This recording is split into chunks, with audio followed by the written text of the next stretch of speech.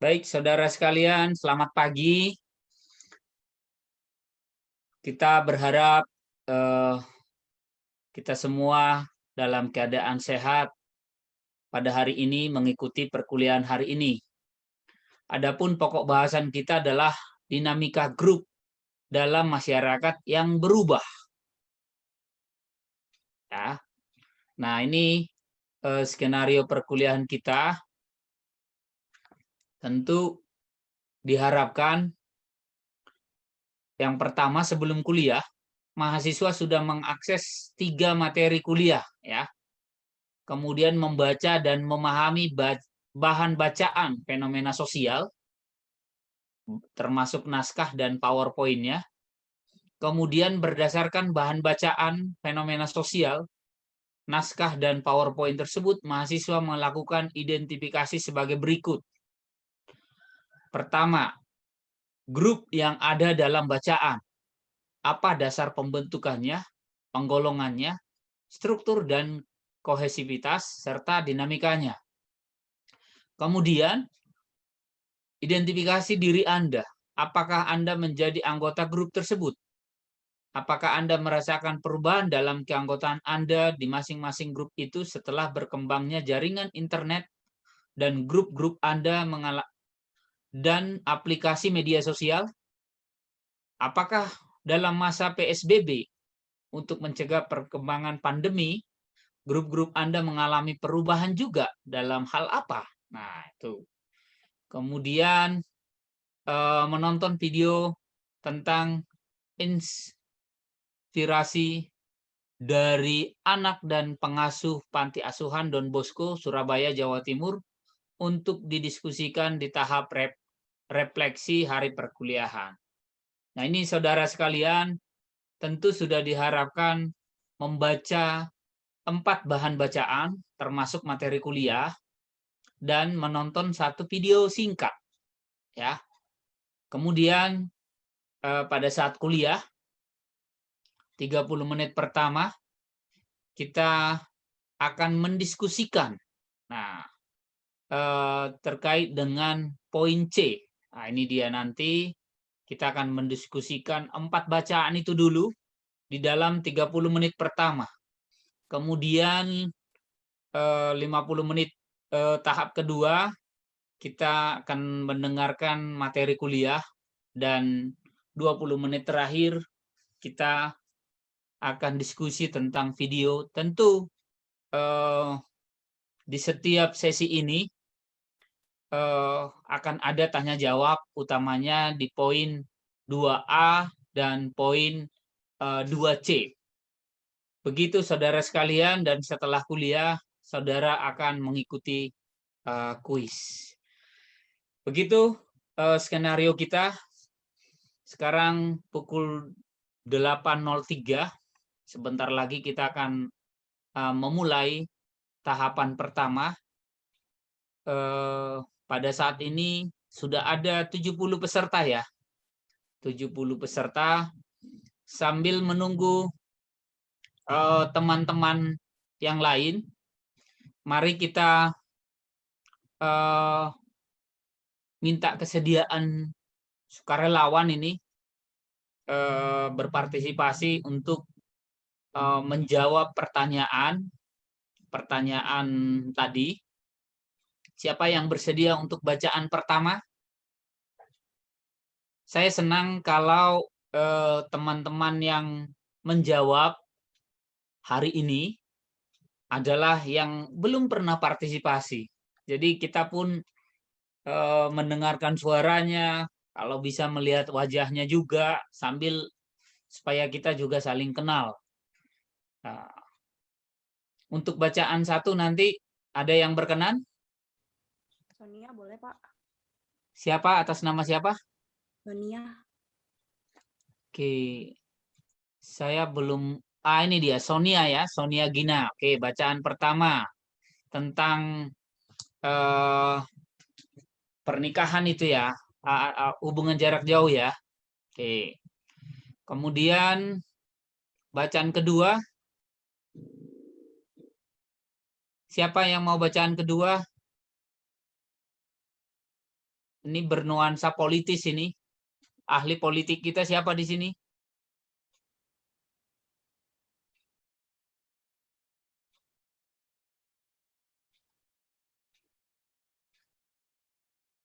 Atau bacaan ketiga dulu. Siapa bacaan ketiga?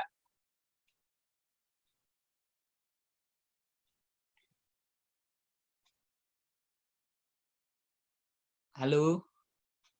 Belum ada yang bersedia bacaan 3, bacaan 4.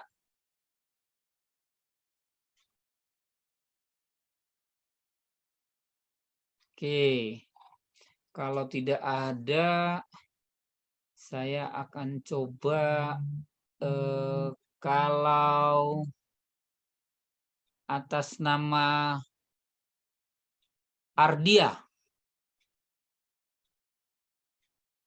Sudah pernah partisipasi Ardia? Belum, Pak. Belum ya? Oke. Bisa bacaan 2, 3, 4. Bisa milih.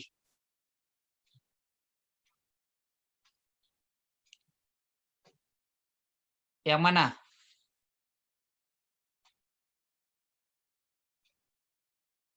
Ya, karena I2 bacaan 2 saja lah ya. Oke. Baik. Kalau atas nama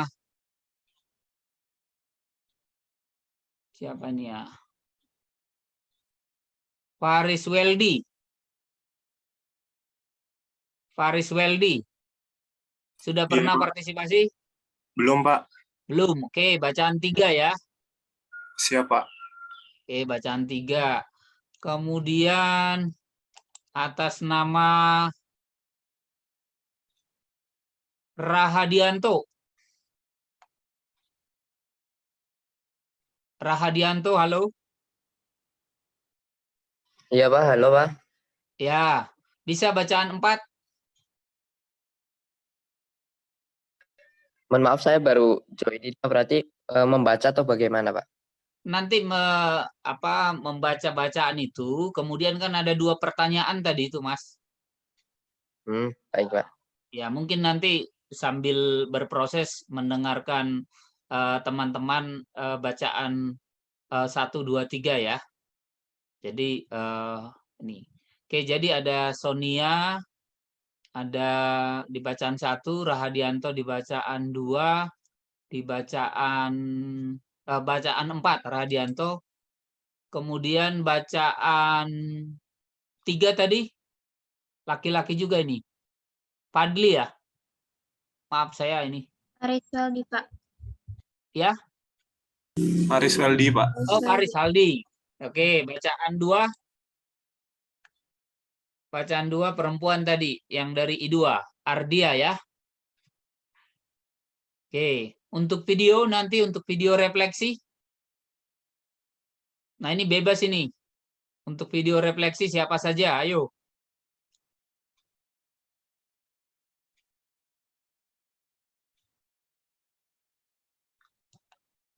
Untuk video refleksi nanti minta kesediaan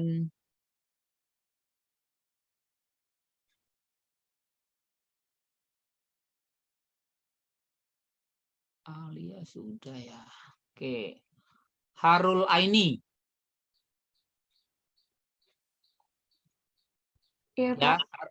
Harul Aini ada? Ada, Pak. Oke, belum pernah partisipasi ya? Belum. Oke, Harul Aini dan Yuki ya.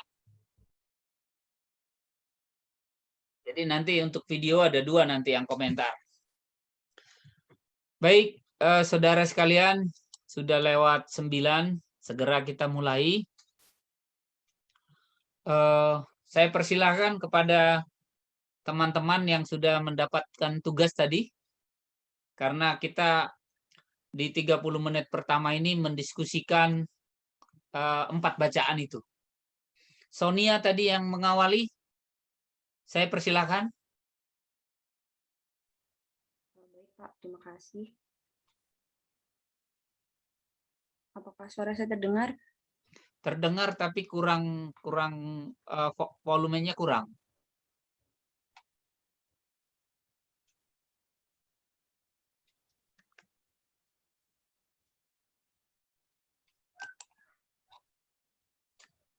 Silakan Sonia.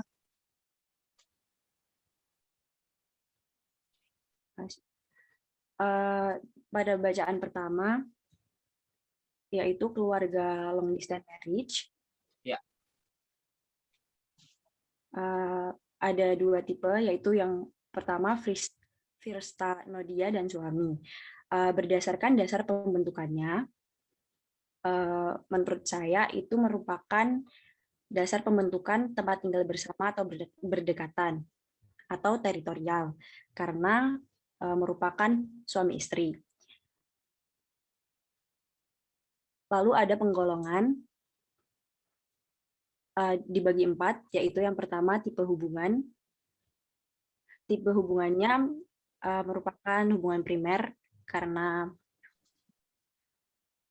kecil, karena memiliki ciri-ciri kecil dan dekat, hubungan langsung, dan contohnya adalah keluarga. Lalu penggolongan perasaan anggota, yaitu in-group, karena anggota merasa ada perasaan bersama dan kesetiaan dalam grup. Lalu pengaruhnya berdasarkan penggolongan, yaitu reference group, karena mempunyai pengaruh atau relevansi dalam cara menilai, apresiasi, dan tingkah laku. Contohnya juga keluarga. Lalu penggolongan tipe jaringan sosial, yaitu Firsta Nodia dan suami melakukan komunikasi virtual. Lalu selanjutnya ada struktur dan kohesivitas. Struktur individu dengan individu, yaitu Firsta Nodia dan suami, merupakan grup primer karena termasuk keluarga. Dan kohesivitasnya termasuk derajatnya tinggi semua, karakteristik sosialnya homogen, ukurannya kecil atau inti, mobilitas fisiknya rendah, efektivitas komunikasinya juga tinggi. Lalu ada dinamika, dibagi menjadi dinamika ukuran grup, terdiri dari 2 orang, kepemimpinannya berada dalam suami, lalu konformitas dan kontrolnya, ada kesepakatan untuk long distance marriage, Firsta di Jakarta karena karirnya lebih berkembang dan suaminya di BUMD Tanjung Pinang yang karena tidak mudah mengajukan mutasi.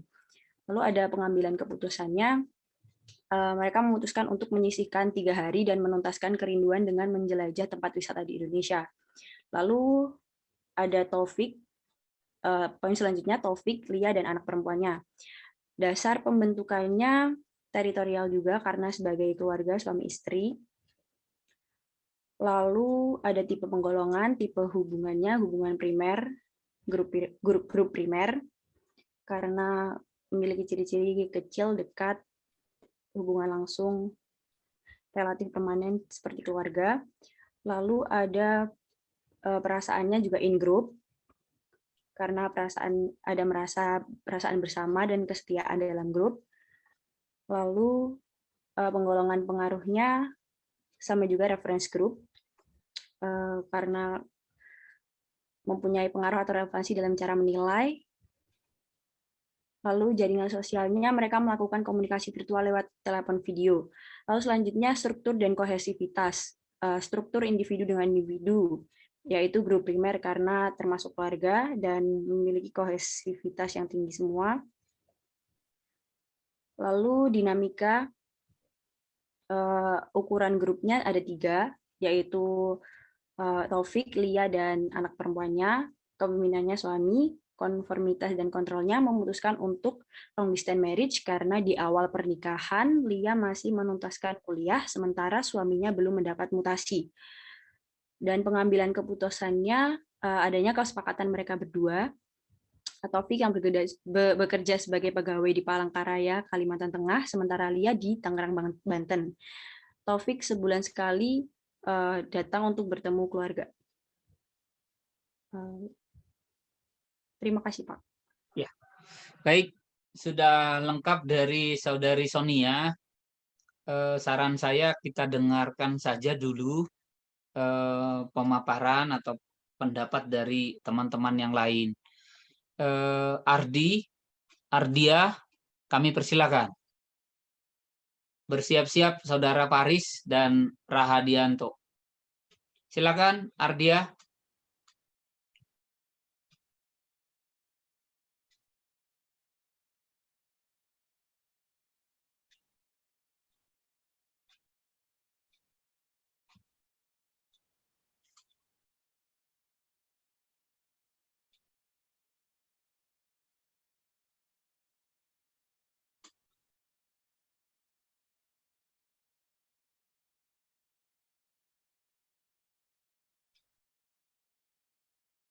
Ardia ada?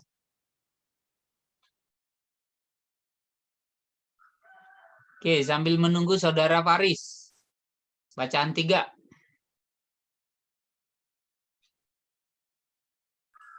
Ya, baik, Pak. Ya.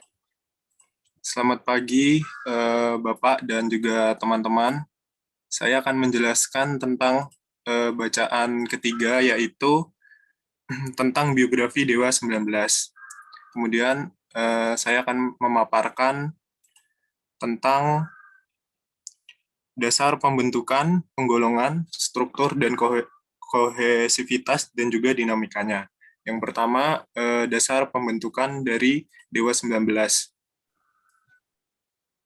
Dewa 19 awalnya dibentuk oleh Ahmad Dhani, Erwin Prasetya, Wawan Juniarso, dan juga Andra Junaidi pada tahun 1986 di Surabaya. Kemudian Dewa 19 menambahkan anggota baru, yaitu Ari Lasso untuk mengisi posisi vokalis. Kemudian juga mereka menambah nama 19 di belakang nama Dewa karena memberi tanda bahwa grup band ini mereka bentuk sama-sama saat berusia 19 tahun. Berdasarkan pemaparan tersebut, saya menyimpulkan bahwa dasar pembentukan grup ini ada 2, yaitu tempat tinggal bersama atau berdekatan, dan juga yang kedua adalah kepentingan bersama. Tempat tinggal bersama atau berdekatan karena mereka membentuk grup ini di Surabaya pada tahun 1986. Kemudian dasar pembentukan selanjutnya adalah kepentingan bersama, yaitu mereka sama-sama memiliki kepentingan bersama di bidang musik sehingga membentuk grup band. Kemudian selanjutnya yaitu penggolongan.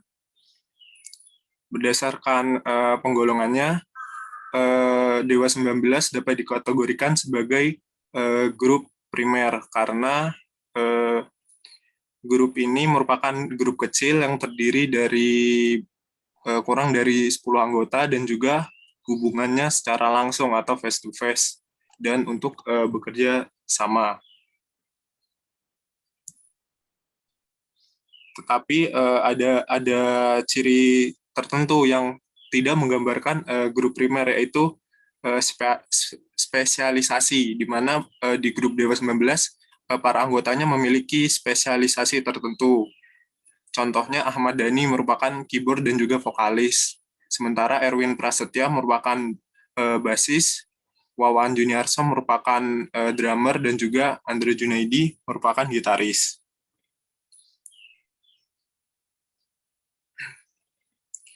Selanjutnya, grup ini juga bisa dikategorikan sebagai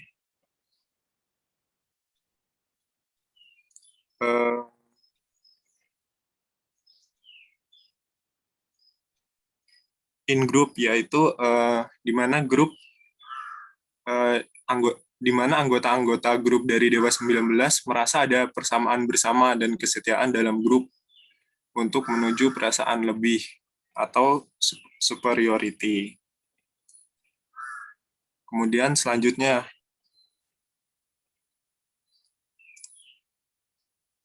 adalah struktur dan kohesi grup. Struktur dan kohesi grup menggambarkan hubungan antar pelaku serta proses sosial yang menyertainya. Nah, kemudian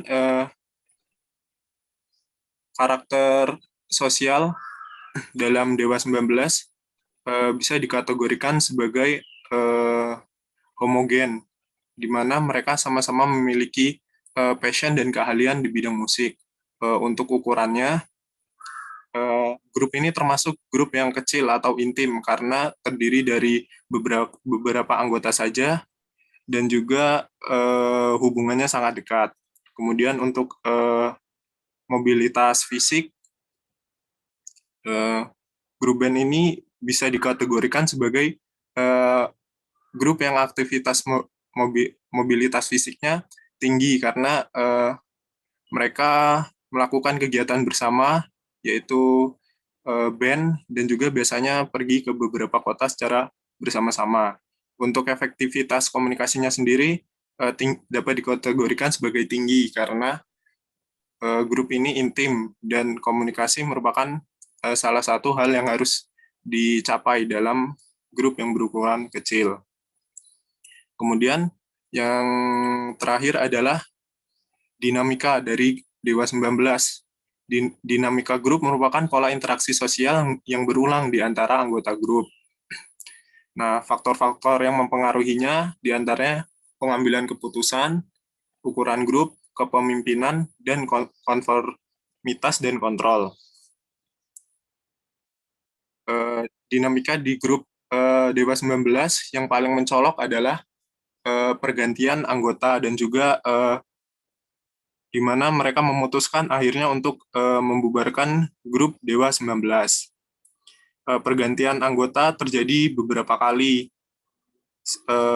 Yang pertama saat menambahkan anggota baru yaitu Ari Lasso, kemudian yang kedua adalah hengkangnya Wawan Juniarso sebagai drummer, kemudian digantikan oleh Rere Reza. Kemudian Rere Reza ternyata tak bertahan lama dan digantikan oleh Wong Aksan. Kemudian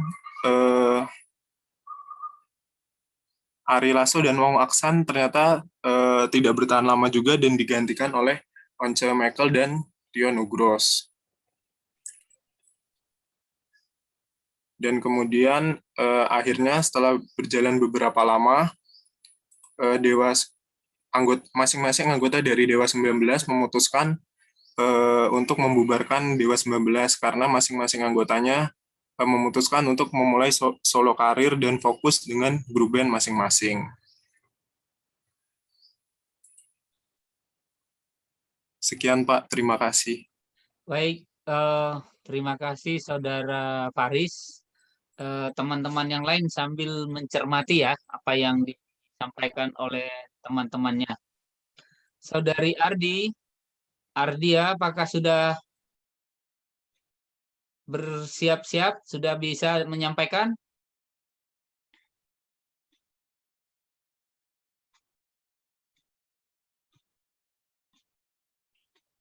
Tampaknya. Oh, sudah. Ayo, silakan. Maaf Pak, boleh kebacaan 4 dulu, Pak? Oh, boleh, boleh. Oke, Mas iya, Pak. Rahadianto.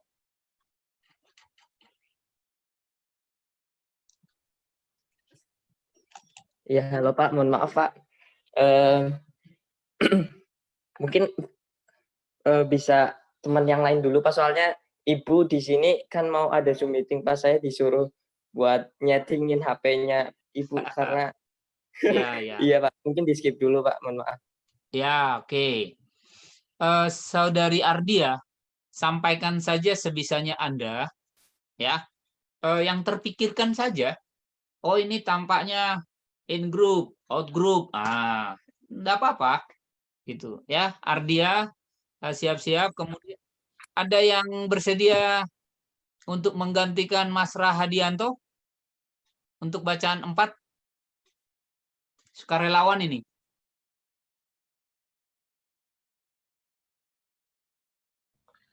Hana bersedia? Oke, silakan. Ardia, sampaikan saja, sebisanya aja. Baik, Bapak. Iya. Terima kasih atas kesempatannya. Saya akan membacakan identifikasi untuk bacaan yang kedua. ada dasar pembentukan, penggolongan, struktur, dan kohesivitas, serta dinamikanya. Untuk dasar pembentukannya, di sini pada bacaan 2 membahas tentang pembentukan grup cebong dan kampret dalam pemilihan Pilpres 2019. Untuk dasar pembentukannya, ini karena berdasarkan pilihan masing-masing orang untuk memilih pasangan saat Pilpres tersebut, baik itu untuk Jokowi maupun Prabowo. Nama cebong untuk pendukung Jokowi dan kampret untuk pendukung Prabowo, seperti itu. Untuk penggolongannya, dasar pembentukannya itu program pihak atas. Untuk sifat keanggotaannya terbuka karena pilihan untuk memilih presiden ini tidak ada keharusan untuk menjadi anggota atau seperti itu.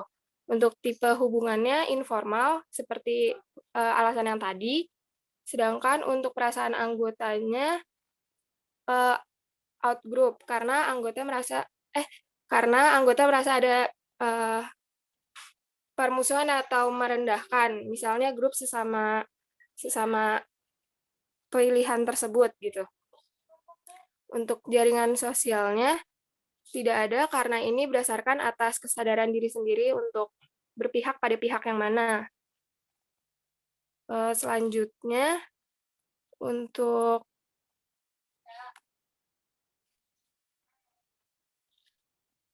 Kohesivitas, struktur dan kohesivitas. Untuk struktur dan kohesivitas grup, ini menggambarkan hubungan yang proses sosial yang antara kelompok dengan kelompok, yaitu kelompok antara pendukung Jokowi dan pendukung Prabowo. Untuk kohesivitas faktor karakteristik sosialnya itu heterogen, derajat rendah. Untuk ukuran besar karena kurang intim, berdasarkan kesadaran diri sendiri untuk memilih dari dua pasangan tersebut. Untuk mobilitas fisiknya itu rendah, untuk efektivitas komunikasinya juga rendah. Karena dalam kasus ini anggota tersebut itu tidak saling mengetahui, bisa jadi tidak saling mengetahui atau tidak saling bertemu, hanya berdasarkan diri sendiri memasukkan kepada pilihan Jokowi atau Prabowo. Lalu ada dinamika grup atau kelompok. Dinamika grup atau kelompok ini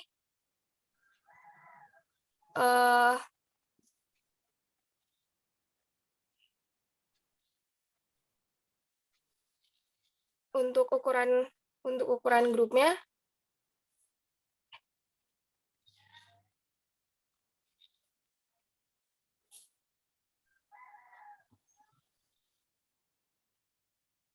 maaf sebentar ya Pak. Iya. Boleh yang terpikirkan saja, tidak harus 4 item dinamika itu yang harus disampaikan. Baik, pengaruh ukuran grup. Untuk pengaruh ukuran grup antara kedua belah pihak ini tidak saling mempengaruhi, karena kalau misalnya menurut saya apabila salah seorang sudah merasa menjadi anggota dari cebong atau kampret salah satunya, itu mereka sudah paham akan seluruh konsekuensi ataupun manfaatnya gitu. Jadi kalau misalnya pendukung Jokowi udah tahu baik dan buruknya Jokowi, kalau misalnya untuk pendukung Prabowo sudah tahu baik dan buruknya Prabowo. Jadi untuk pengaruh itu hanya berpengaruh pada orang-orang yang masih bingung akan pilihannya. Terus kalau konformitas dan kontrol, ini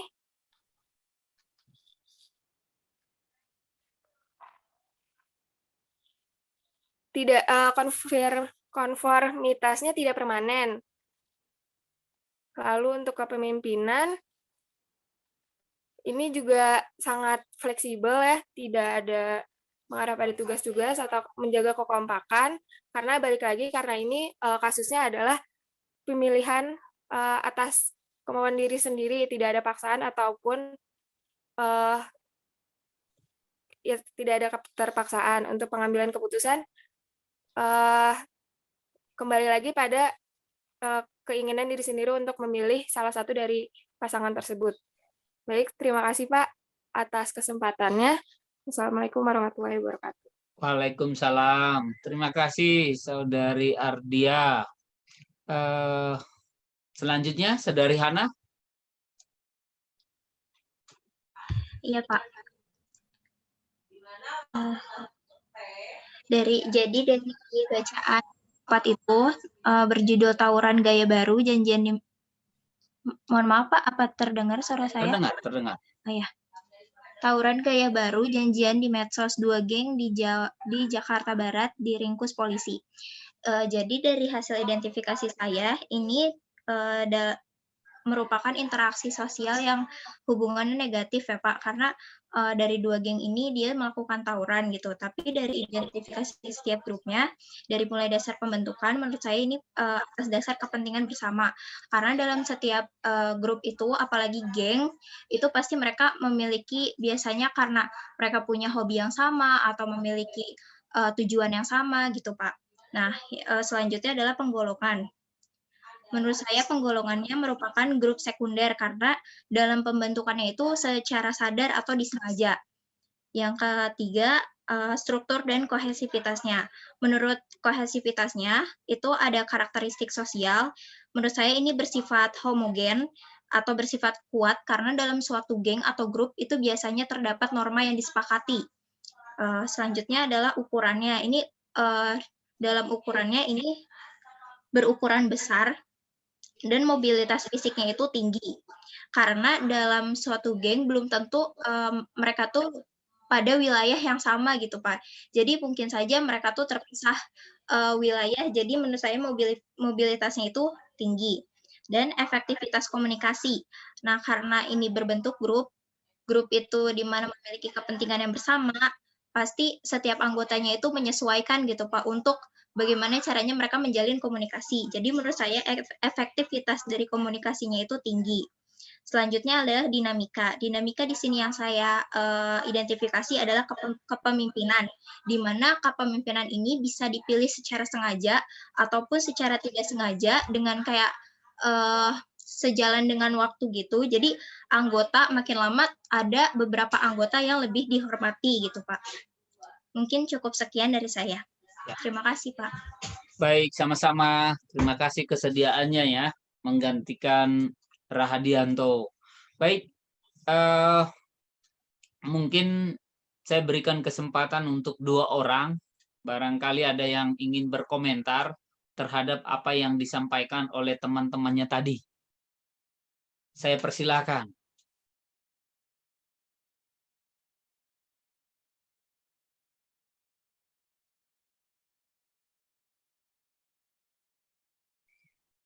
Apakah ada? Yasmin Pak, boleh? Oh, silakan, Saudari Yasmin. Mau menambahkan yang tadi sama Ardia Wikanayu. Ya. Kan tadi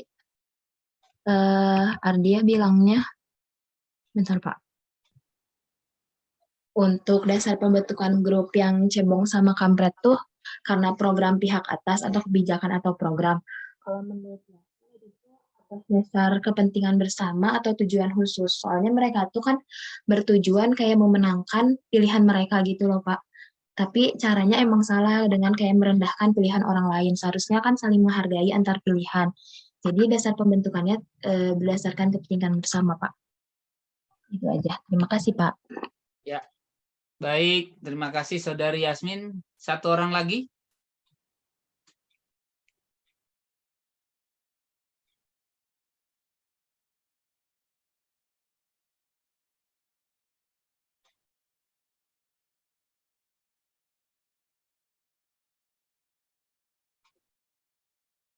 Tampaknya tidak ada ini ya. Baik, saya kita akan lanjutkan dulu. Tentu nanti tetap akan diberikan kesempatan untuk bertanya jawab ya. Baik. Saudara sekalian,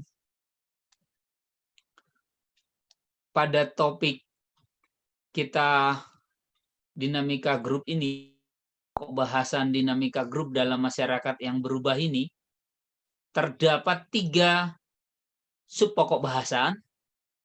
Seperti biasa, pokok bahasan pertama itu tentang fenomena grup dalam komunitas.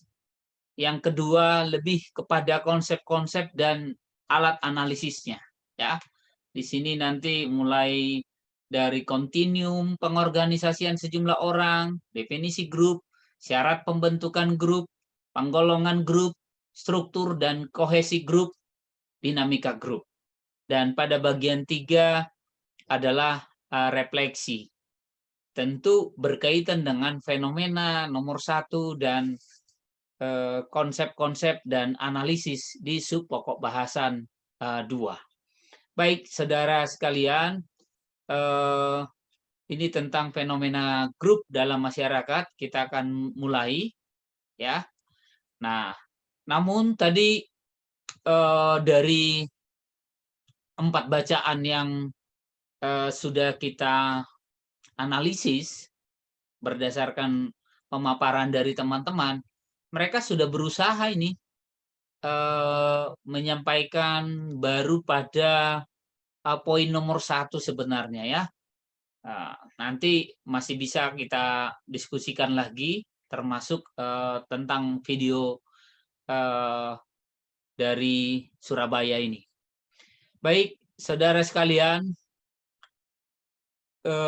konsep-konsep dan analisis grup. Nah, ini nanti ada 5 hal yang akan kita sampaikan, ya. Pertama, konsep dan definisi grup.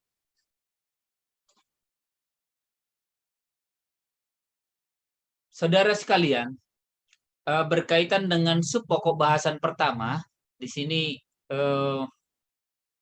sub pokok bahasan pertama ini, fenomena grup dalam komunitas, bacaan-bacaan kita tadi, 4 bacaan tadi, itu menunjukkan fenomena grup dalam komunitas.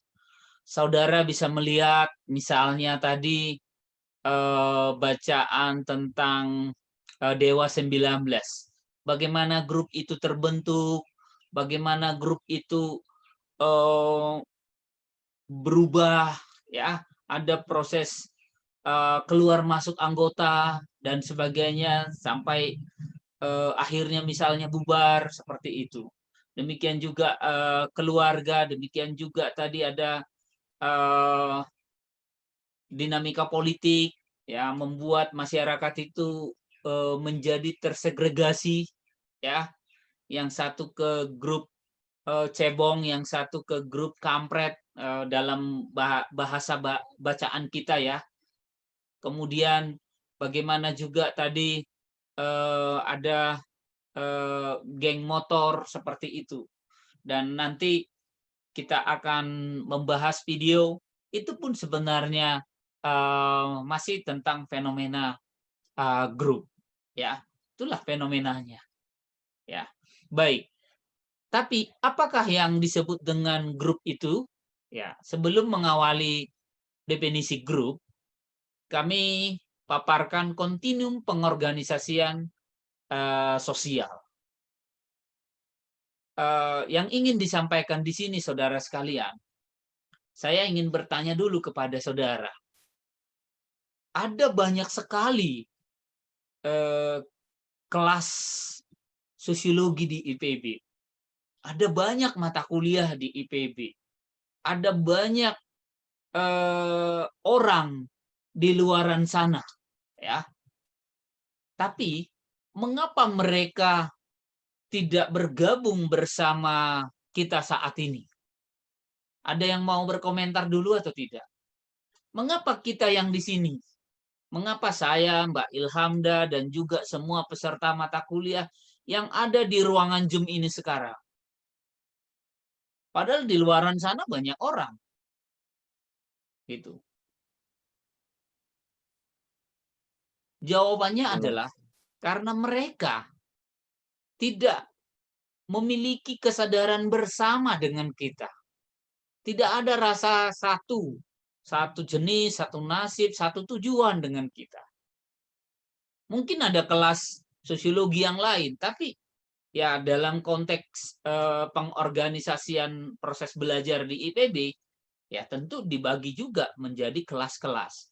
Ketika ada kelas 4 kita ini, SS04 gitu, maka saudara Martua dosennya, saudari Ilhamda hostnya, saudara sekalian, lebih kurang 90 orang sebagai peserta. Padahal di luaran sana ya ada banyak sekali yang namanya kerumunan gitu. Jadi ketika dari sejumlah kerumunan ini memiliki ciri-ciri A, inilah yang kita sebut dengan grup. Ketika ciri-ciri B yang terpenuhi, inilah nanti yang kita sebut dengan asosiasi. Ya. Ketika sekelompok orang tersebut memiliki ciri-ciri C, ciri-ciri formalitas ini, ya, ada 4 nanti ciri formalitas, tujuan, ukuran, hierarki, durasi, seperti itu. Itu menunjukkan bahwa dia sudah terorganisir secara formal. Disebut dia organisasi formal. Ya, ini nanti ada 4 ciri formalitas dari Barelson dan Steiner. Kemudian ketika sekelompok orang tadi semakin terorganisir dan memenuhi 6 azas Max Weber, ada 6 azas Max Weber ini mulai dari pembagian kerja menurut aturan, jenjang karir menurut aturan, sampai gaji menurut aturan, ya, inilah yang disebut dengan birokrasi. Nah, yang akan kita bahas hari ini lebih pada dinamik grup, dan kuliah pertama setelah sesi UTS, ujian tengah semester nanti adalah organisasi dan birokrasi. Begitu, saudara sekalian. Baik, dengan demikian, grup itu, ya ini, kontinum pengorganisasian sosial ini menunjukkan suatu kontinum sekelompok orang dapat diidentifikasi sebagai anggota grup kecil dan informal seperti grup sampai kelompok formal yang sangat kompleks seperti birokrasi tadi ini. Ya. Kemudian grup perlu dibedakan dengan kerumunan atau kumpulan orang, agregat dari Henslin atau crowd dari Sukanto. Ada juga kategori ya dari Henslin dan publik dari Sukanto nanti itu. Jadi sehingga berbeda nih, berbeda dari kerumunan ya. Kalau begitu apa itu grup? Grup adalah 2 orang atau lebih manusia yang saling berinteraksi, memiliki karakteristik sama, dan memiliki rasa kebersamaan secara kolektif. Perhatikan tadi, kesadaran bersama, rasa satu jenis, satu nasib, satu tujuan, dan di antara anggota ada interaksi. Makanya hanya kita yang dalam satu grup WA. Gitu. Kelas-kelas lain ya punya grup sendiri. Inilah dia. Berdasarkan definisi itu, grup dapat mencakup grup 2-an, jadi setidaknya 2 orang, sampai komunitas dan masyarakat luas. Masyarakat atau komunitas dapat juga dilihat sebagai orang-orang yang berinteraksi antara satu dengan yang lain, memiliki kesamaan utamanya dalam batasan budaya dan teritorial, dan memiliki aturan dan peraturan yang harus dipatuhi bersama. Ya.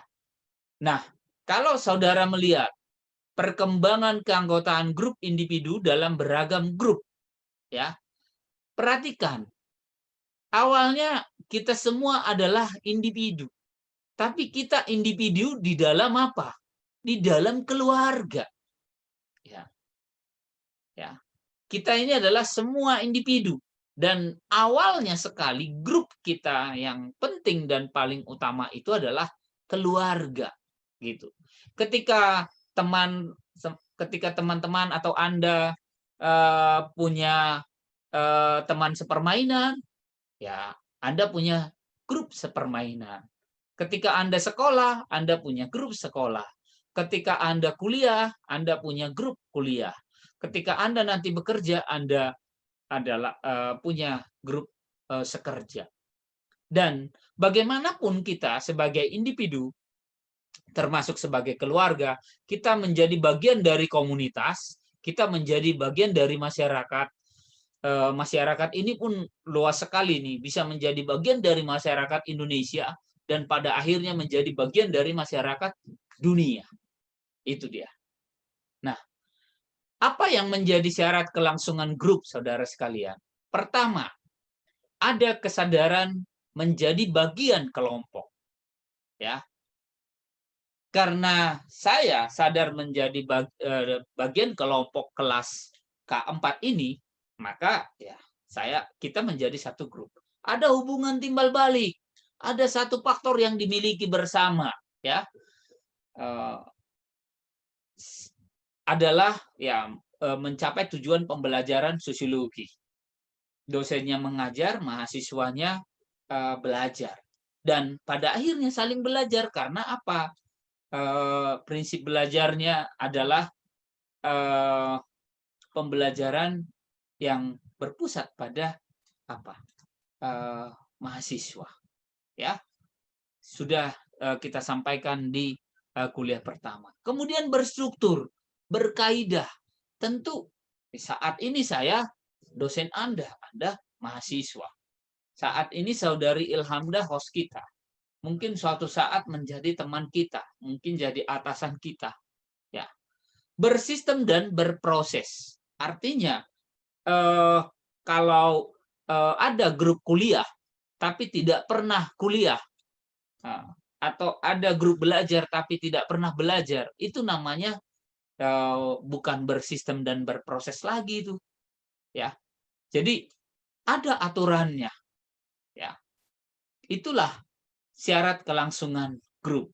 Dan tampak atau tidak tampak ataupun eksplisit ataupun implisit di dalam bacaan-bacaan itu, ini bisa kita identifikasi bahwa semuanya ini ada, lima-limanya ini ada. Kesadaran menjadi bagian kelompok. Grup Dewa 19 itu nggak akan terbentuk kalau mereka tidak punya kesadaran, tidak ada hubungan timbal balik, tidak ada faktor yang dimiliki bersama, tidak ada struktur, harus ada yang menggerakkan. Walaupun ini ya diangkat ketua misalnya seperti itu atau inisiator gitu. Kemudian bersistem berproses, mereka akan berlatih nih. Grup Noah dicontohkan di sini. Kalau mereka tidak pernah berlatih, tidak ada aturan di dalam sistem grup mereka, tidak pernah berlatih, langsung tampil, ya tentu ya kurang maksimal ya penampilan mereka atau tidak baik seperti itu. Nah, itulah saudara sekalian. Ini penting ini. 5 syarat kelangsungan grup ini. Ya. Jelas atau tidak ada di dalam bacaan itu, 5-limanya ini sebenarnya ada. Nanti kalau Anda melihat grup keluarga, coba identifikasi syarat kelangsungan grup ini ada. Dasar pembentukan grup. Ini nanti sambil refleksikan teman-teman, oh benar nggak yang disampaikan oleh 4 teman yang tadi? Apakah ini seketurunan nenek moyang? Apakah tadi benar tempat tinggal bersama berdekatan? Nah, yang pertama keturunan nenek moyang atau genealogis. Ini biasanya grup-grup kerabat. Ya. Satu keluarga, ada hubungan darah genealogis ini. Ya, ini biasa ini contoh masyarakat yang mengenal marga. Walaupun tidak mengenal marga, yang pasti seketurunan nenek moyang. Ya. Kakek, nenek. Pokoknya vertikal dia itu seketurunan nenek moyang, grup sekerabat, ada hubungan darah. Intinya itu. Yang kedua, tempat tinggal berdekatan. Kenapa disebut ini kalau dilengkapi ini misalnya arisan RT 5. Mengapa disebut arisan RT 5? Arisan rukun rumah tangga yang tinggal di RT 5 gitu. Artinya apa? Tempat tinggalnya berdekatan gitu. Kelompok tani desa A misalnya seperti itu. Ya, anggotanya ya masyarakat di desa A seperti itu. Tempat tinggal berdekatan. Kelompok pemakai air misalnya gitu, seperti Subak di Bali. Dapat dipastikan tempat tinggal mereka berdekatan. Setidaknya apa? Kalau mereka satu subak, setidaknya sawah mereka berdekatan. Sawah mereka yang dialiri air, saluran air yang sama, itulah yang disebut dengan satu subak di Bali, itu berdekatan. Gitu. Kemudian kepentingan bersama. Ini sambil teman-teman refleksikan tadi bagaimana grup-grup tadi itu. Tentu ada atau tidak ya tujuan khusus mereka, yang berkeluarga, yang musik, yang politik, yang gengnya, seperti itu. Dengan melihat kalimat di bawah ini, dapat kita katakan ada. Ya. Kemudian program pihak atas atau kebijakan, misalnya kelompok tani, atau koperasi, atau Karang Taruna, seperti itu. Kenapa disebut kebijakan atau program? Ketika itu ya ibaratnya top down. Nah, suatu desa wajib ada kelompok tani. Kata Pak Camat seperti itu, atau kata Pak Bupati, atau kata Presiden dari pusat misalnya seperti itu. Maka di setiap desa di seluruh Indonesia ada kelompok tani. Setiap desa harus ada Karang Taruna. Nah, itu contoh itu. Ya, pembagian kelas di IPB itu contoh program kebijakan. Oh, di IPB memang kelas sosiologi harus dibagi 20 kelas misalnya seperti itu. Atau sebelumnya mewajibkan tinggal di asrama. Oh, itu contoh. Ini satu kamar. Wah. Itu karena program pihak atas desa. Jadi sambil teman-teman, wah berarti yang tadi bukan dong. Jadi mulai mikir ini, ya. Kemudian dengan demikian, ini intinya saudara sekalian, tidak mutlak hanya atas dasar salah satu faktor saja. Ya. Meskipun mereka satu kerabat, meskipun mereka satu tempat tinggal, meskipun ada program, ada kebijakan yang sifatnya top down pun itu, kalau tidak ada nomor 3 misalnya, kira-kira grupnya eksis nggak? Syarat kelangsungan grupnya ini bakal terpenuhi atau tidak nih? Kalau melihat yang tadi. Gimana muncul kesadaran menjadi bagian kelompok, hubungan timbal balik ini berstruktur, berproses, nyaman, merasa diri menjadi bagian dari kelompok, merasa ada referensi, ada yang ingin dicapai dari grup yang dianggap sebagai panutannya, referensi grup misalnya seperti itu. Ya, tentu ada ini tujuan khusus ini, ada kepentingan bersama. Itu. Sehingga sekali lagi saya menekankan ini penting, saudara sekalian, tidak mutlak hanya atas dasar salah satu faktor saja, melainkan suatu grup dapat juga dibentuk lebih dari satu faktor sekaligus. Kerabat, iya. Oh, mereka satu RT juga, ada arisan RT, ada tujuan khususnya. Beberapa di antara mereka juga anggota kelompok tani, misalnya seperti itu. Ada semua, Pak.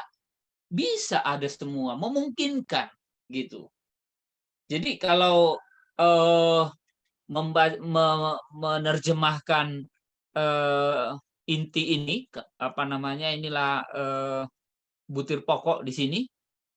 Oh, setidaknya bisa 2, Pak. Gitu. Ada tujuan bersama teritori, ada tujuan khusus kelompok tani, kebijakan gitu. Jadi bisa 3 dan 1, 2 dan 4 itu bisa dipadukan, atau bisa 4, bisa 3 dasar pembentukan grup. Tapi ya tentu kalau kita sebagai mahasiswa, mana yang bisa kita identifikasi dari bacaan itu. Itu yang terkadang kesulitan seperti itu, ya. Nah, sekarang sifat keanggotaan grup. Pertama, terencana, umumnya grup sekunder, ya. Ini terencana. Gitu. Kemudian tidak terencana, umumnya grup primer. Gitu. Nanti sekunder primer. Primer itu sesuatu yang pokok, artinya kita menjadi bagian dari keluarga itu ini. Nah, sedangkan grup sekunder ya lebih longgar.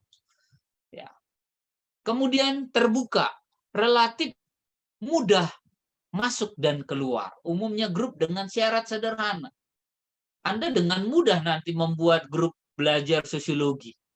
Ayo, siapa yang masuk, yang mau berkenan? Ikuti link ini. Anda buat link khusus untuk belajar sosiologi. Wah, udah terbuka. Tapi ada juga yang tertutup. Seleksinya ketat. Nah, umumnya grup dengan syarat mengikat. Nah, contohnya grup band tadi, grup Dewa 19 tadi. Oh, itu jelas-jelas itu tertutup gitu. Begitu ada, ya udah. Walaupun ada keluar masuknya, ya dengan seleksi yang ketat. Beda dengan yang tadi, Anda buatkan satu link tertentu, wah ini grup belajar sosiologi. Nah, demikian juga dengan terencana dan tidak terencana, Anda menjadi bagian dari IPB, ya itu Anda terencana. Anda menjadi bagian dari kelas ini pun terencana, tapi Anda menjadi bagian dari grup-grup yang lain, hubungan duaan tadi. Dengan si A Anda begini, Anda punya grup sendiri, dengan si B Anda punya grup sendiri, dengan si C seperti itu. Itu namanya grup primer, tidak terencana. Kemudian penggolongan, perhatikan ya, penggolongan ini saudara sekalian, 4 hal yang harus saudara tekankan. Semua yang cetak biru ini harus saudara perhatikan. Berdasarkan tipe. Nah, ya. Jadi kalau tadi teman-teman itu ya bisa membuat tidak hanya berdasarkan tipe hubungan, boleh berdasarkan perasaan tadi. In group dan out group misalnya seperti itu. Grup musik itu jelas misalnya in group gitu. Ya, dia harus ini pemain sepak bola kesebelasan dari Indonesia. Dia harus in group gitu. Ya. Kalau tidak ada perasaan in group, ya itulah bola dimasukkan ke gawang sendiri, ya segera kalah gitu. Jadi menganggap out group, wah di luar yang sebelah sini ya lawan seperti itu. Di luar kita, mereka itu out group. Nah, bedakan dengan ini perasaan, makanya ini tadi perasaan, gitu. Beda lagi dengan ini reference group, misalnya politik tadi, reference group, ada sosok, ada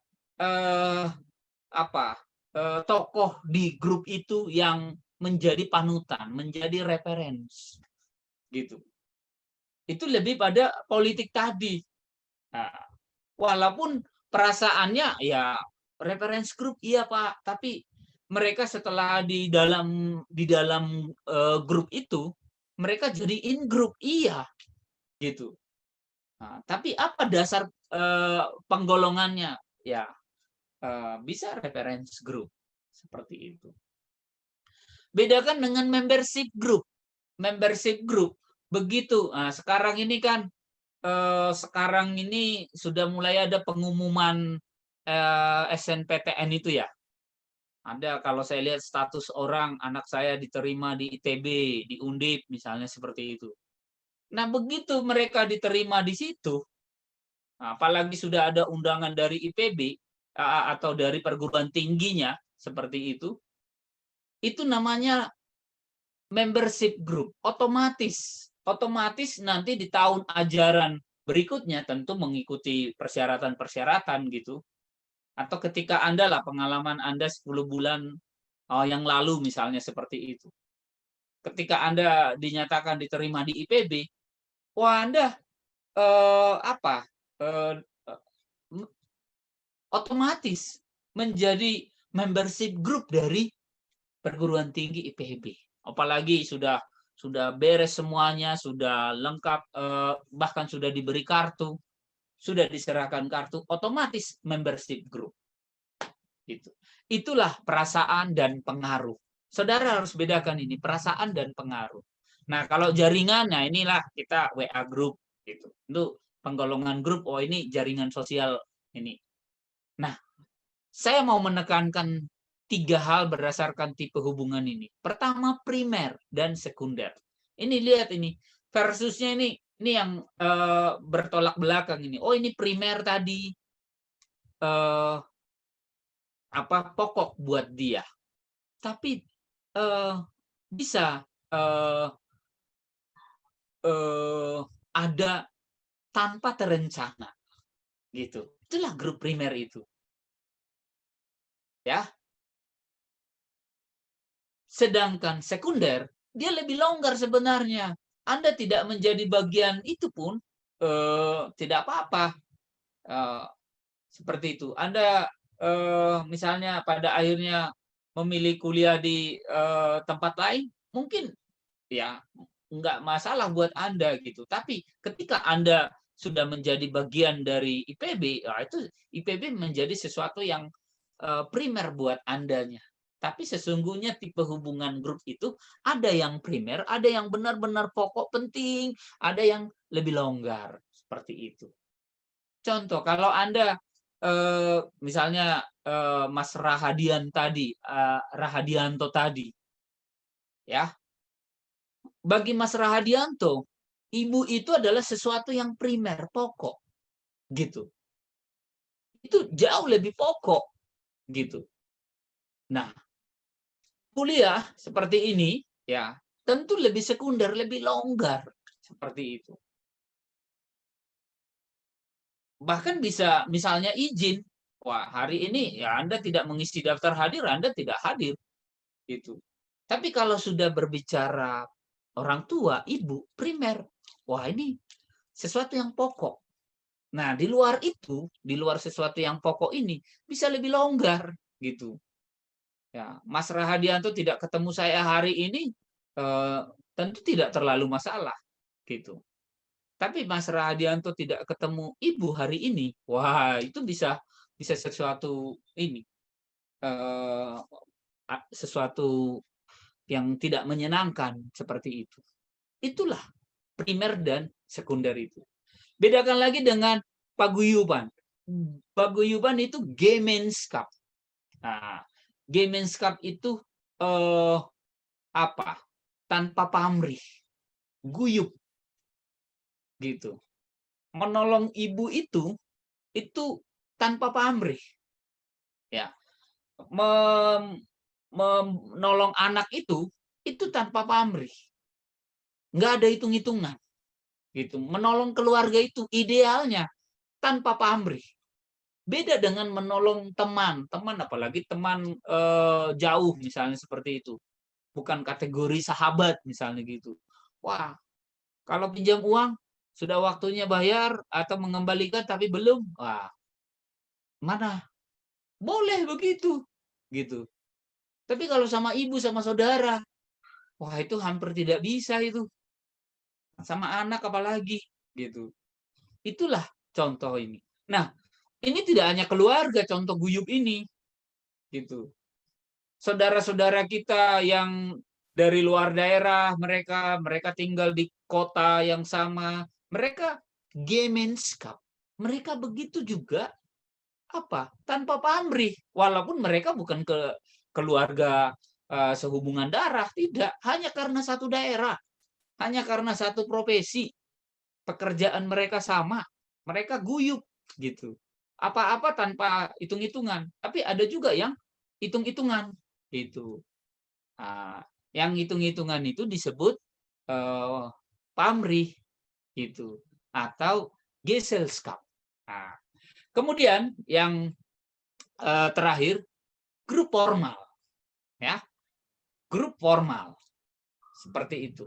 Grup formal seperti yang saudara Anda ikuti ini, tapi informal itu pendidikan di keluarga, gitu. Itu pendidikan di keluarga, ya. Itu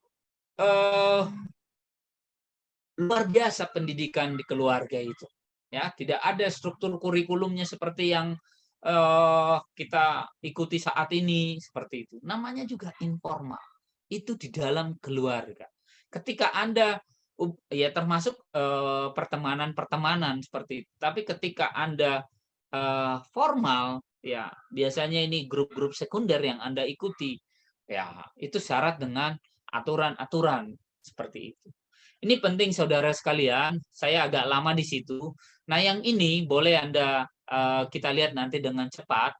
Grup primer itu lebih kecil, dekat, intim. Hubungannya langsung face to face, untuk kerjasama, tidak terspesialisasi, dan ini relatif permanen. Itulah primer tadi. Contoh keluarga, teman sepermainan, tetangga, kelompok pengajian ibu-ibu. Ini primer buat dia. Ya. Nah, bedakan dengan grup sekunder. Ukurannya relatif besar. Ini foto-foto dosen-dosen SKPM ini dalam sebuah lokakarya. Ya, tidak saling kenal. Ya, bisa tidak saling kenal. Gitu. Lebih formal dan impersonal, iya. Umumnya karena kesamaan kegiatan.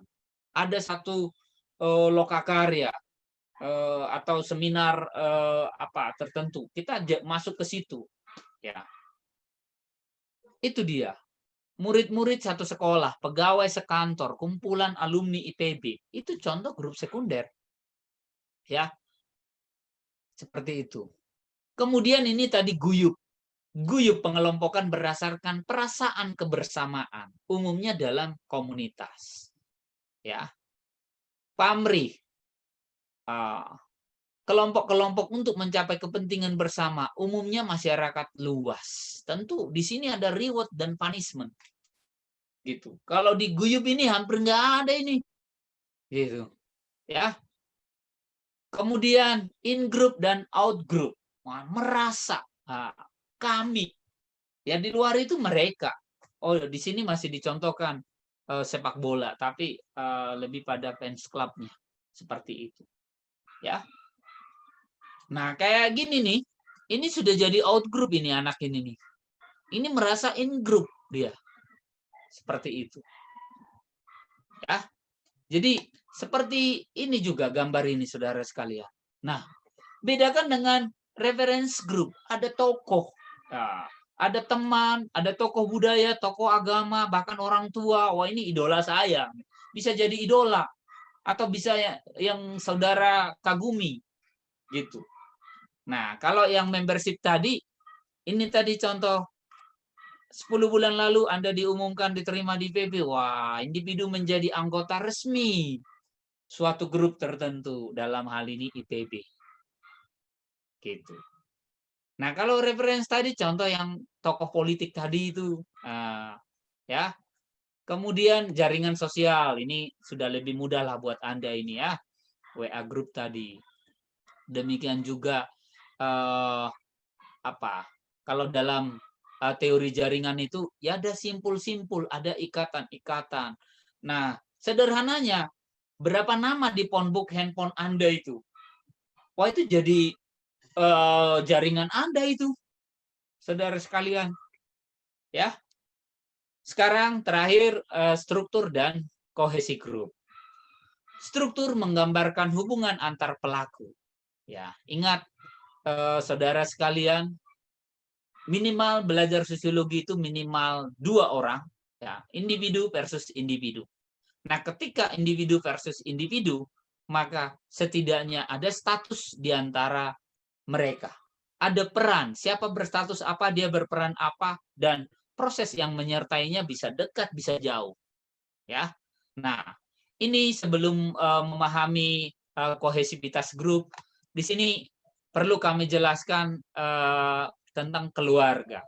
Ego itu istilah sosiologi dan antropologi. Istilah sosiologi dan antropologi untuk menyebut seseorang, ya. Nah, si A, si B, si Polan dan sebagainya, ya. Nah, itu ini dia. Nah, si ego di sini dicontohkan dia seorang laki-laki. Nah, pada saat si orang laki-laki dan dia menjadi dia seorang anak dari generasi pertama. Nah, ini. Nah, pada saat si ego sebagai anak, itulah disebut keluarga inti A. Nah, pada saat ini ada pujaan hati si ego ini, seorang perempuan dari keluarga inti B, dia juga seorang anak di keluarga inti B. Maka dia pun ini juga keluarga inti. Tapi keluarga inti misalnya ini ego 1, ini ego 2, misalnya seperti itu. Itulah keluarga orientasi. Mengapa disebut keluarga orientasi? Karena di sini mereka sebagai anak. Ya, di sini mereka sebagai anak, mereka menerima keteladanan, pembelajaran, sosialisasi yang baik-baik, nasihat dan segala macam dari orang tua mereka. Orientasi, melihat orang tua. Ya, belajar dari orang tua. Itu. Tapi setelah mereka di sini si ego sudah menemukan pujaan hatinya dan mereka punya anak. Nah, mereka di sini sudah sebagai apa? Orang tua.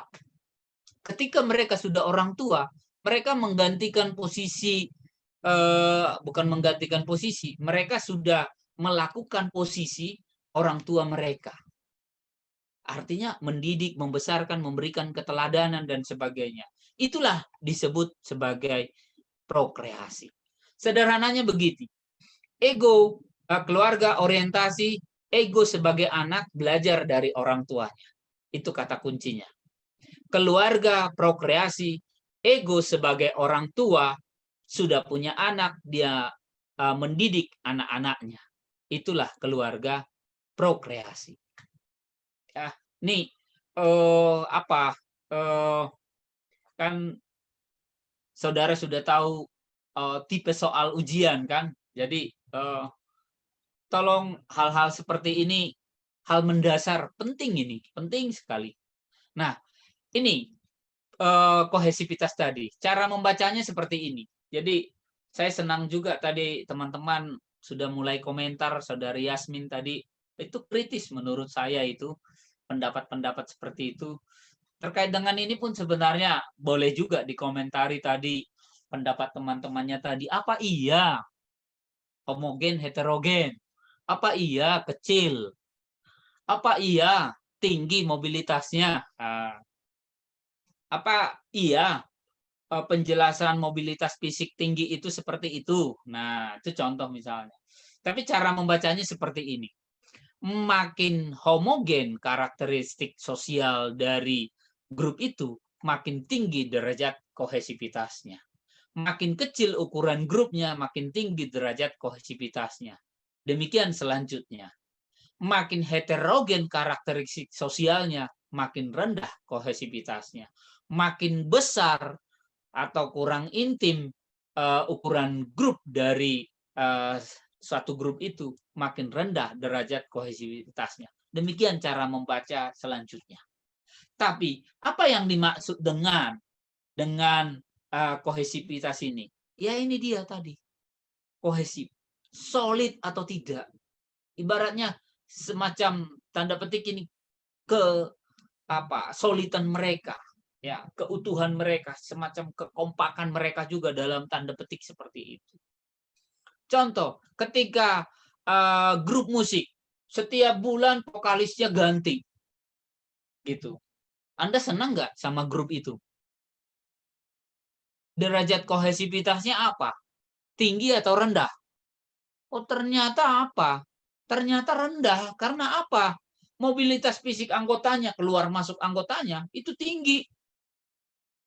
Pergantian anggotanya tinggi. Kalau grup itu solid, gitu, ya mereka nggak ganti-ganti. Kalaupun ganti, yang sangat ketat tadi. Gitu.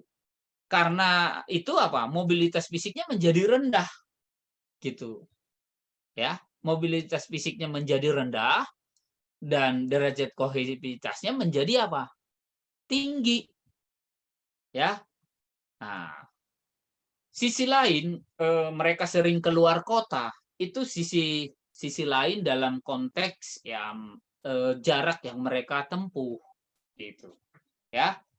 Tapi derajat kohesivitas itu lebih pada keluar masuknya anggota itu. Nah, jarak yang ditempuh anggota itu ke kantor desa misalnya seperti itu. Oh, makin jauh jaraknya, kemungkinan derajat kohesivitasnya apa? Kemungkinan datangnya itu kemungkinan tidak datangnya akan tinggi sehingga derajat kohesivitasnya rendah. Tapi makin dekat jarak rumah anggota terhadap kantor desa, rumah diskusi kelompok tani itu, misalnya seperti itu kan, tentu apa? Tentu mereka akan makin sering datang. Nah, kalau mereka makin sering datang, maka mobilitas fisiknya tadi rendah, dekat, orang dekat ini, gitu. Sehingga apa? Derajat kohesivitasnya tinggi. Gitu. Nah, atau peluang bolosnya menjadi rendah. Nah, itu bahasa lainnya. Peluang bolosnya menjadi rendah sehingga kehadirannya tinggi. Karena peluang bolosnya rendah, kehadirannya tinggi, maka mobilitas fisiknya menjadi rendah sehingga derajat kohesivitasnya tinggi. Demikian juga efektivitas komunikasi. Saya contohkan sederhana buat Anda. Kalau Anda punya teman 60, si A punya teman 60, si B punya teman 6. Satu hari si A hanya punya waktu 10 menit lah. Nah, 10 menit untuk komunikasi, ya. 10 menit untuk komunikasi. Seperti itu. Nah, si A punya teman, ya supaya lebih mudah saja lah, 10. Si B punya teman 2 gitu. Maka si A ini ya sehari hanya punya waktu 1 menit. Apalah yang bisa dikomunikasikan 1 menit. Ya. Sehingga efektivitas komunikasinya menjadi rendah. Karena efektivitas komunikasinya rendah, maka derajat kohesivitasnya rendah. Sedangkan si B tadi, temannya hanya 2, waktunya 10 menit, misalnya seperti itu, ya seorang dapat 5 menit. Nah, efektivitas komunikasinya lebih tinggi. Atau kalau dia punya waktu 1 jam, misalnya seperti itu. Satu orang sudah dapat apa? 30 menit. Efektivitas komunikasinya tinggi, derajat kohesivitasnya tinggi. Seperti itu. Nah, terakhir ini saudara sekalian, supaya ada waktu nanti untuk refleksi, dinamika grup. Nah, ini pola interaksi yang berulang di antara anggota, dan ada faktor yang mempengaruhinya. Ukuran grup tadi sudah jelas. Ukuran grup di sini, di derajat kohesivitas. Ya. Kemudian, sorry ya. Apalagi di sini? Pengambilan keputusan. Nah, pengambilan keputusan itu kalau misalnya satu grup, ketuanya atau pemimpinnya nih, ini selaras ini, pengambilan keputusan dengan kepemimpinan, gitu. Mereka mengambil keputusan, pemimpinnya bilang kita bubar itu. Tapi kalau pemimpinnya bilang mari kita diskusikan dulu, dialogkan dulu apa yang terbaik. Itu lain cerita. Gitu. Jadi ekstrimnya dinamika grup itu apa? Bisa bubar, bisa tetap solid, bisa grup itu berkembang, mencapai tujuan-tujuannya, termasuk tadi tahapan grup mereka itu. Ya, bisa jadi organisasi formal dari grup itu bisa. Bahkan dari 2 orang pertemanan mereka mendirikan perusahaan jadi perusahaan besar bisa. Tentu penentunya adalah konformitas dan kontrol. Ingat kuliah kita minggu lalu, upaya penyelarasan. Kalau masih ada upaya penyelarasan, ada kontrol, ada fungsi kelembagaan di sini, ya tentu grup itu bisa eksis juga. Bisa juga bubar karena orang-orang tidak saling menyelaraskan, orang-orang tidak saling mengontrol, bahkan saling membiarkan. Udah pada akhirnya grup bisa bubar gitu. Nah, kalau dilihat dari pengaruh ukuran grup ini dia. Perhatikan, makin besar grupnya, makin besar potensinya, makin banyak variasi keahliannya, kontribusi setiap anggota jadi kecil. Ini perhatikan nih. Sehingga makin sulit mencapai kesepakatan. Gitu. Itu kalau makin besar. Gitu. Makanya tadi apa? Ini kurang intim sehingga derajat kohesivitasnya rendah. Gitu. Ya. Ini konformitas nih disediakan ini penjelasannya nih.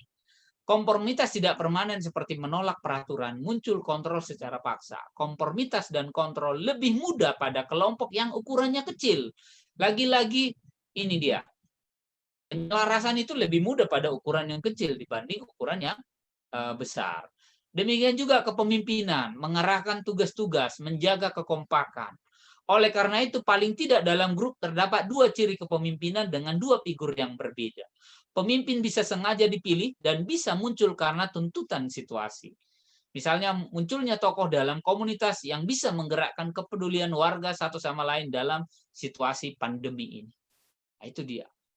Dan pengambilan keputusan, nah ini perhatikan ini, berkaitan dengan orientasi pilihan, mengevaluasi berbagai kemungkinan, membuang pilihan yang tidak dikehendaki dan memilih yang terbaik. Jadi ada alternatif-alternatif ini diputuskan ini.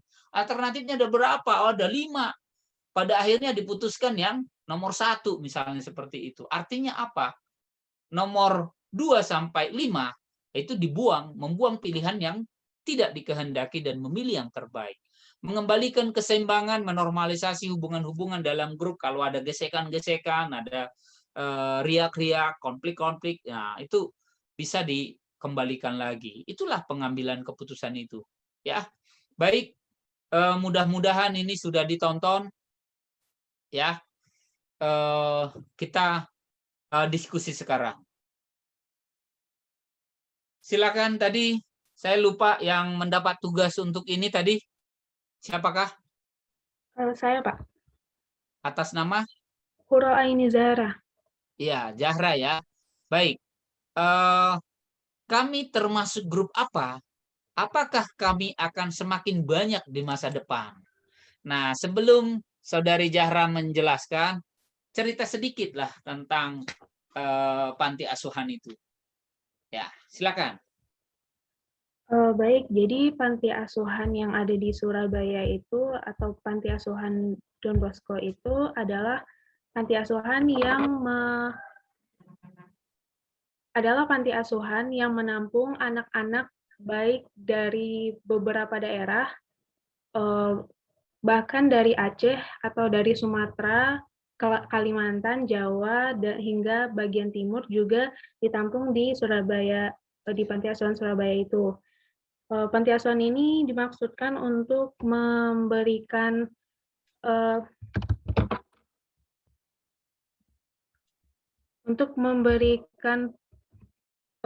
pengasuhan bagi anak-anak yang membutuhkan pertolongan karena tidak memiliki keluarga. Baik itu pertolongan dalam bidang ekonomi, pendidikan, hingga kasih sayang juga. Dan di sini juga panti asuhan itu tidak dibuka secara terbuka karena panti asuhan itu juga ada peraturan untuk bisa masuk ke sana. Bahkan di Surabaya itu juga banyak yang orang tua yang tidak mampu untuk mengasuh anak sehingga dia pengen untuk memasukkan anaknya itu ke panti asuhan. Namun di panti asuhan Don Bosco itu tidak menerima anak yang ditelantarkan seperti itu oleh orang tuanya. Begitu kira-kira, Pak. Dan di sana juga banyak peraturan dan anak-anak itu diberikan aktivitas layaknya anak-anak normal di mana bisa melakukan aktivitas bersekolah juga. Sampai berprestasi. Ya, hingga berprestasi juga. Nah, sekarang pertanyaan refleksinya itu, Zahra. Ya, Pak. Pertanyaan refleksinya, kami termasuk grup apa? Terus apakah di masa depan kami akan semakin banyak ya? Kira-kira begitu. Termasuk grup apa di sini? Apakah saya harus identifikasi dulu, Pak? Ya, silakan. Kalau berdasarkan cerita itu, mereka itu grup apa? Kalau misalnya Anda mau penggolongan grup, boleh seperti itu. Apa yang saudara pikirkan saja. Baik. Nah, kalau dari dasar pembentukannya itu termasuk grup yang didasarkan oleh tempat tinggal yang berdekatan, di mana mereka sama-sama tinggal di panti asuhan. Dan mereka juga memiliki kepentingan bersama, di mana pihak panti asuhan itu memiliki tujuan untuk mendidik anak-anak itu di panti asuhan untuk anak-anak yang terkhusus bagi yang tidak memiliki keluarga sehingga bisa hidup layaknya anak-anak normal yang juga beraktivitas dan bersekolah.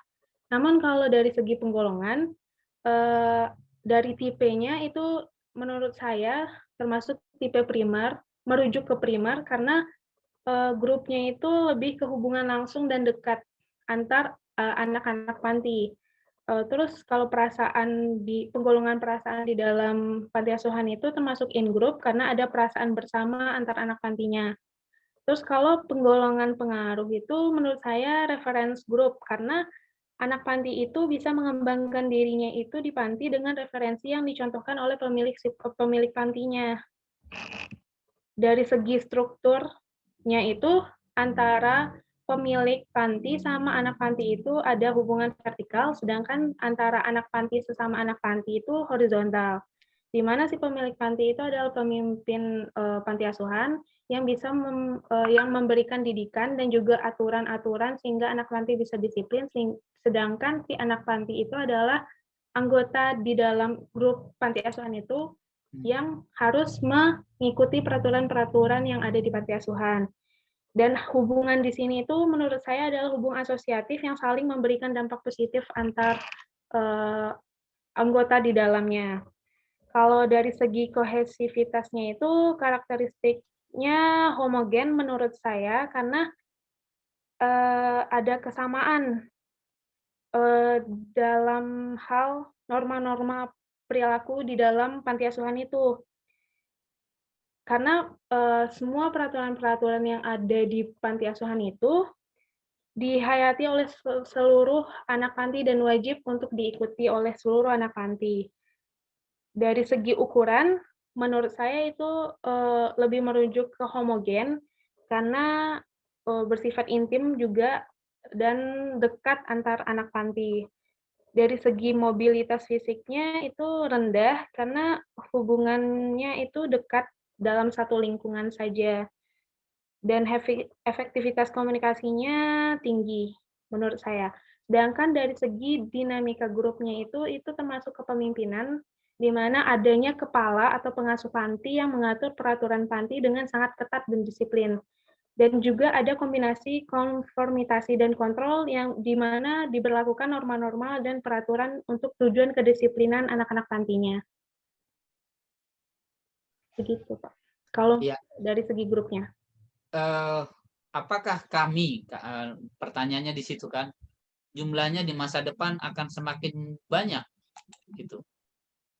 Apakah kami akan semakin banyak di masa mendatang? Nah, apa komentar Anda?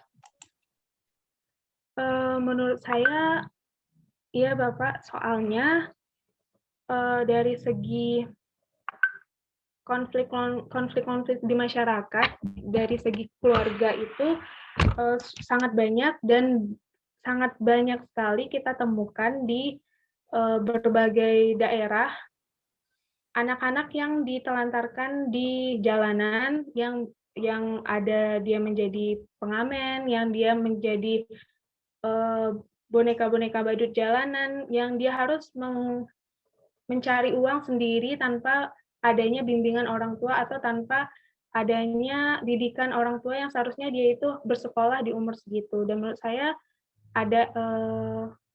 saya itu tuh berkemungkinan untuk ada begitu, Pak. Untuk ada trennya seperti apa menurut Jahara? Apakah Bagaimana, Pak? trennya ada, akan tetap saja, akan meningkat? Meningkat sepertinya, Bapak, soalnya konflik-konflik di masyarakat perihal keluarga itu dari yang saya lihat itu semakin banyak di masyarakat. Sehingga berpeluang untuk anak-anak semakin banyak ditelantarkan gitu. Nah, kalau semakin meningkat, kira-kira ke depan sebaiknya seperti apa bagi generasi muda yang akan berkeluarga, bagi peran-peran tokoh agama dan pemerintah? Apa yang saudara pikirkan? Menurut saya perlu adanya kesadaran bagi remaja-remaja yang menjelang dewasa, di mana dia itu harus memahami tentang hubungan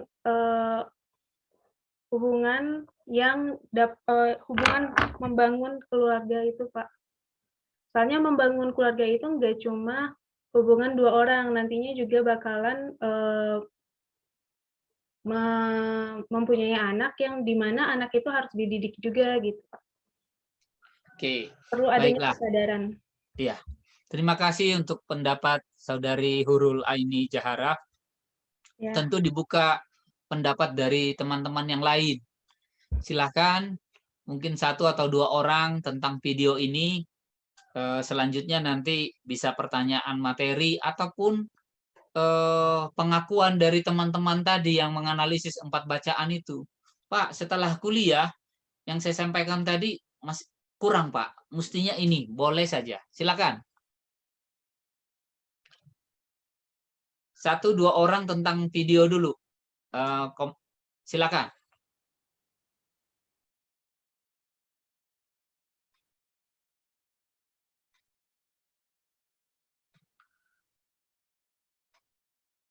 Coba dari I2. I2 selain Ardia siapa saja?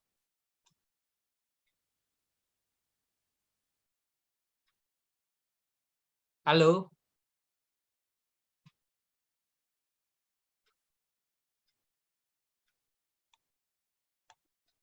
Siapa lagi yang dari I2? Iya, saya, Bapak. Atas nama siapa? Anissa Lestari, Pak. Oh, Anissa Lestari I2. Iya, Pak. Apa komentar Anissa ini? Ini tentang keluarga ini. Oh, baik. Ya, silakan. Trennya meningkat atau mengkhawatirkan atau apa ini, Anissa? Silakan.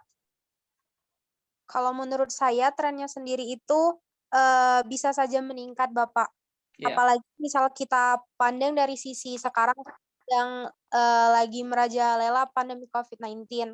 Banyak juga dari keluarga dan orang tua itu yang kesulitan pada bidang ekonomi, atau bahkan ada anak-anak yang tertinggal karena orang tuanya sendiri itu meninggal karena COVID-19 ini. Menurut saya sendiri, tren yang ada panti asuhan yang dikelola oleh pemilik tersebut merupakan suatu gerakan yang baik, Bapak, karena mereka memfasilitasi anak-anak yang mungkin nantinya mengalami keterpurukan bisa tetap berjalan hidupnya sebagaimana mestinya dan bisa setidaknya mempertahankan kesehatan fisik mentalnya, Bapak. Begitu, Bapak. Ya, sebagai calon ahli ilmu keluarga dan konsumen, apa yang saudara pikirkan? Apakah tindakan preventif dari berbagai pihak Apa yang saudara pikirkan? Silakan. Kalau menurut saya itu seperti istilah mencegah itu lebih baik daripada mengobati. Jadi menurut saya sendiri tindakan yang paling tepat itu preventif, Bapak. Semisal saat ini misal kita sudah mengetahui nih, terkadang ada pandemi yang tiba-tiba datang di mana penyebarannya itu sangat luas, maka kedepannya dari pemerintah sendiri, semisal BKKBN dan lainnya itu sudah bisa mempersiapkan fasilitas di mana dalam fasilitas tersebut adanya lembaga sosial yang juga menampung anak-anak yang ditakutkan nantinya terkena dampak dari suatu bencana atau suatu pandemi, Bapak. Oke, baik. Terima kasih, Saudari Sonia. Setelah mendengarkan kuliah yang saudara paparkan, ada yang Anda komentari? Izin memperbaiki, Pak. Iya. Untuk bacaan yang pertama tentang long distance marriage, mengenai faktor yang memengaruhi kohesivitas grup, ya. Yang mobilitas fisik, tadi saya ingin merevisi tinggi, gini, mobilitas fisiknya tinggi. Sebentar, Pak.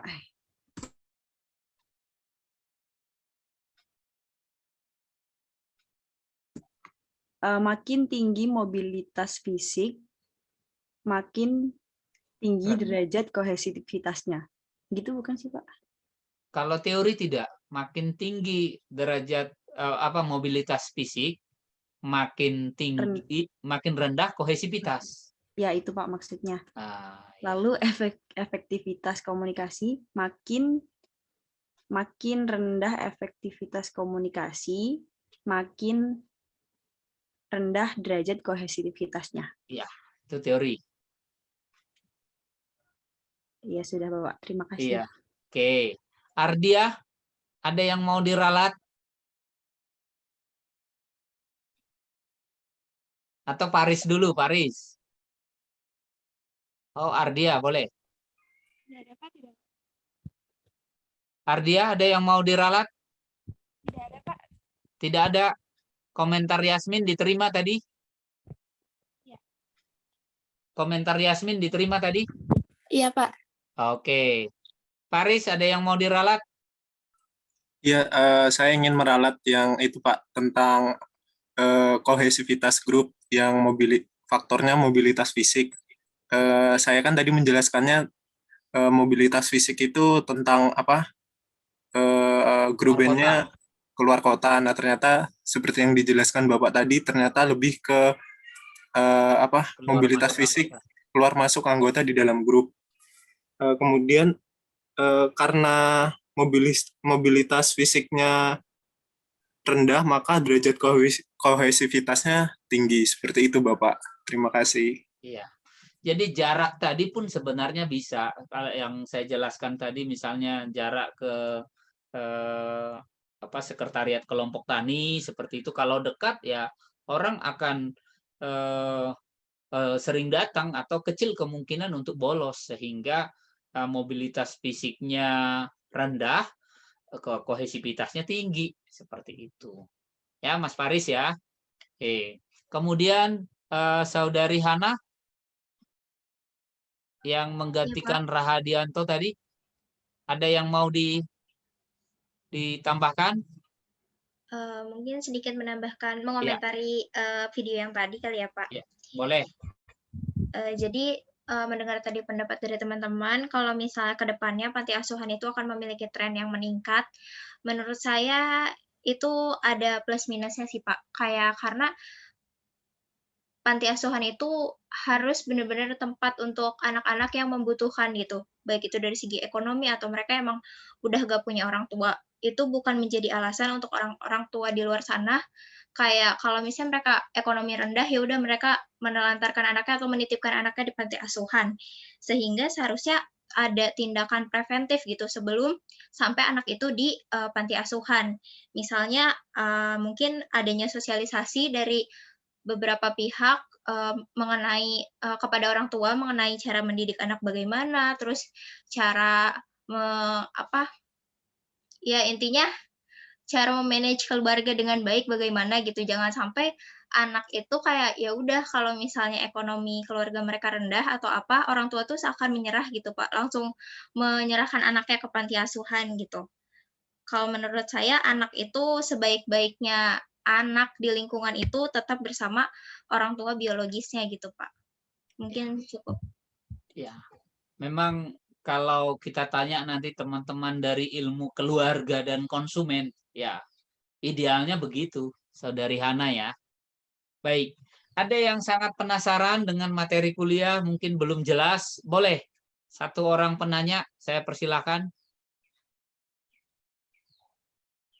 Pak, saya mau menambahkan yang tadi. Oh boleh, Yuki silakan.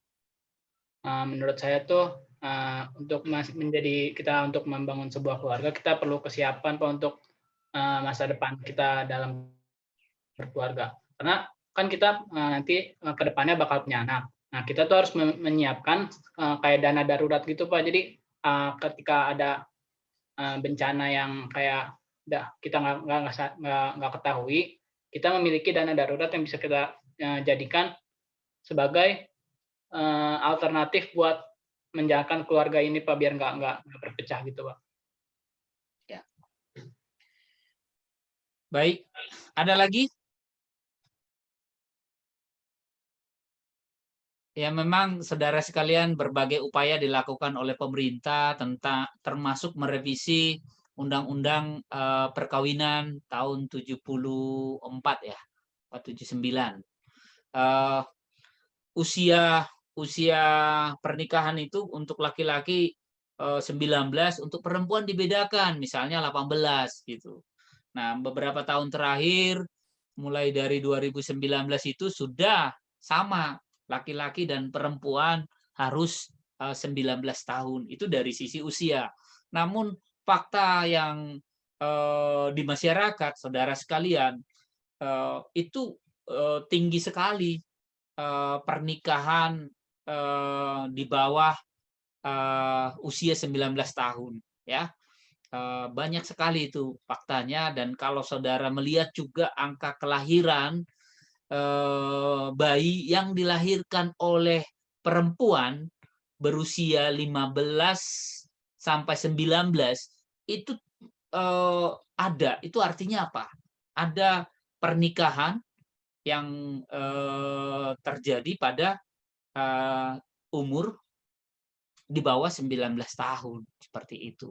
Itu salah satu upaya pemerintah juga dari sisi Dari sisi produk hukum ataupun kebijakan seperti itu. Tentu banyak lagi upaya-upaya yang lainnya, dan itulah grup itu saudara sekalian. Tadi mengenai dinamikanya, kalau tadi ada 4 faktor, saudara tidak harus menyebut oh ini dinamikanya kepemimpinan, oh bukan begitu, tetapi bisa dianalisis berdasarkan 4 itu ya. Seperti itu. Namun misalnya kalau dalam satu bacaan yang eksplisit mungkin satu, yang lainnya ya sebenarnya bisa dijelaskan dengan faktor-faktor yang lain seperti itu. Baik, itu saudara sekalian, masih ada tugas saudara satu lagi, yaitu sesi setelah kuliah. Nah, ini setelah kuliah, mengerjakan soal kuis yang tersedia. Ya. Nah, ini saudara harus lakukan itu kuis nanti malam ya, Saudari Ilhamdah, pukul 19.30, betul? Iya, Pak. Iya, jadi persiapkan diri saudara semua peserta sosiologi K4 ini untuk mengikuti kuis. Juga minggu depan itu sudah mulai ujian tengah semester, ya. Tolong dipersiapkan. Kalau ada hal-hal yang perlu ditanyakan, bisa ditanyakan di grup atau bisa ditanyakan melalui WA Japri kepada saya. Itu yang bisa saya sampaikan pada kuliah hari ini. Saudari Ilhamdah, ada yang perlu diumumkan? Tidak ada, Pak. Tidak ada? Oke. Baik, saudara sekalian, sudah lewat 5 menit. Tampaknya sudah bisa kita akhiri supaya aktivitas kita yang lain juga bisa terlaksana dengan baik. Harapan saya sebagai dosen 7 kali pertemuan kita di sesi UTS ini, saya mengucapkan terima kasih untuk perhatian dan juga diskusi-diskusi yang mencerahkan di kelas kita ini. Tentu saya berharap nanti di sesi UAS nanti kita lebih lagi seperti itu ya, karena komponen-komponen penilaian itu tidak hanya dari UTS dan UAS, juga dari partisipasi peserta kuliah. Semoga UTS saudara nanti berhasil dan kita saling mendoakan saja untuk itu. Ya, baik, tidak lengkap kalau tidak saya akhiri dengan mari berubah ke arah yang lebih baik. Sukses bersama untuk kita. Selamat pagi, salam sukses.